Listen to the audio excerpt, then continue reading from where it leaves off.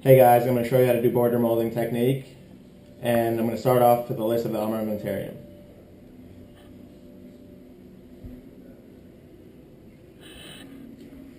Over here we have our hot water bath, which is preheated to 135 degrees, as you can see. Then over here we have our trimmed cast with our custom tray, and as you can see, the depth of the vestibule is marked, and it's trimmed 2 millimeters short of that. Over here we have our green stick compound. Over here we have our barred Parker knife, and we have our micro torch. Okay guys, now that the armamentarium is together, the first step of the border molding process is to take the tray, try it in the patient's mouth to ensure that there's no undercuts, sharp edges, and that it's comfortable for the patient. We're also going to take a look at the depth of the vestibule to ensure that the tray is properly trimmed 2 millimeters below to make sure there's adequate room for the border molding compound. Okay, after you've tried the tray in the patient's mouth, you've ensured that the tray is comfortable to the patient and that the tray is trimmed to the proper dimensions. The next step is to break up the tray into different sections and begin the border molding process. The first sections that you want to start with are the posterior lingual flanges here, followed by the distal sections, then the posterior buccal flanges, followed by the anterior lingual flange, and lastly the anterior labial flange. For the next step of the border molding process, we're going to border mold the maxillary tray.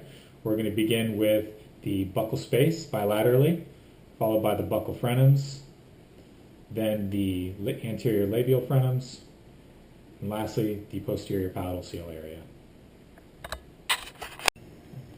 So, as we stated earlier, we're starting with the posterior lingual flanges.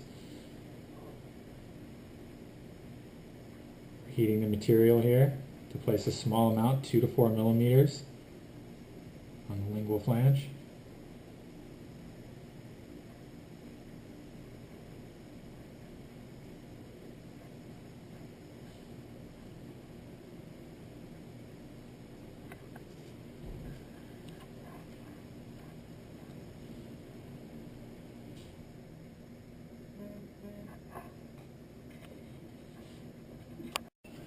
Now that we've applied green stick compound to the posterior lingual flange areas, we're using a micro torch to gently heat the areas until shiny. And we're going to temper the material in the water bath. We're going to place the tray in our patient's mouth, and we're going to have the patient protrude their tongue to touch the handle, and by doing this we're capturing the action of the mylohyoid muscle. As we progress through the border molding process, a few key reminders to be aware of are the border molding compound, each time you take it out of the patient's mouth, should be dull instead of shiny. The dull appearance indicates that the tissue or the border molding compound has made contact with the tissue. Another important reminder is to ensure that no border molding compound makes it inside the tray, as this will affect the final impression. Use your barred Parker knife to remove any border molding compound within the tray. We want a continuous transition from the tray to the border molding compound. After we've completed the posterior lingual flange areas, the next areas we're going to complete are the distal sections. Just like before, a small amount of compound is heated and placed on the distal portion of the custom tray. It's then tempered in the water bath, placed in the patient's mouth to capture the retromolar pads.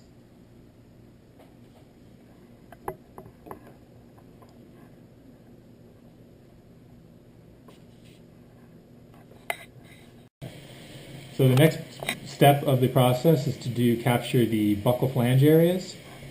We're applying green stick compound. By doing this, we are capturing the action of the buccinator muscle. To capture the action of the buccinator muscle, we're having the patient pucker and smile. Pucker and smile. The last portion of the border molding process, we're capturing the anterior label area. We're applying green stick compound to that area. After we place the tray in the patient's mouth, we're going to gently move the lower lip out and up. And by doing this, we're simulating the motion of the perioral muscle grooves. During this step of the boredom molding process, we are applying green stick compound to the anterior lingual flange area. By applying compound to this area, we're looking for clearance of the lingual frenum. We're going to have the patient stick out the tongue and then push their tongue against the palate to get the functional border in this area. Here are some tips to help you accurately capture the vestibule area during the try-in of the boredom molding process. When you're going for the posterior part of the maxillary, you're going to want to pull the buccal cheek out, down, and then back in while the boredom molding tray is inside. So again, that's out, down, and then back in, and massage the area to capture the anatomy of the vestibule. As you're going forward with the different impressions with the boredom molding, to capture the buccal frenum, more anteriorly you're going to pull from the lip and also pull up, out, then back down and in. So you want to capture it like that. And then massage the area. And also for the labial frenum in the front, you're going to pull the lip up, out, and back down over. This will help the boredom molding to get deep into the vestibule and give you a more accurate impression of the anatomy.